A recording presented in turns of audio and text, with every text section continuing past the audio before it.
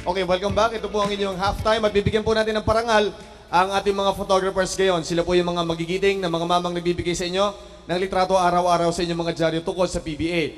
At ngayon po makakasama natin dito sa ating Hanford PBA Contest ang ating pong Commissioner Jun Bernardino at ang ating PBA Chairman, Commissioner Zara Bendanyo. Kasama rin po natin from Hanford, Erwin San Esteban and Evelyn Azania. Okay, diretso na tayo. Ang mananalo na 2,000 pesos at fifth prize, ang litratong lumabas sa Philippine Tribune, title na Sahod kay Nikki Gokuan. Ayun po yung litrato sa ating Big Nine para inyong makita at tangkilikan. Ang litrato ni Nikki Gokuan, fifth prize para sa ating PBA Hanford Photo Contest. Next, ang fourth prize ay mapupunta sa litratong lumabas sa Philippine Daily Inquirer.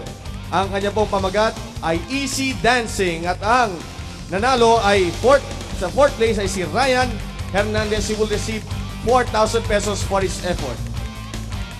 Ikatlong pwesto kay Jun Mendoza, lumabas sa evening paper. Ang kanyang title ay Come Fly With Me.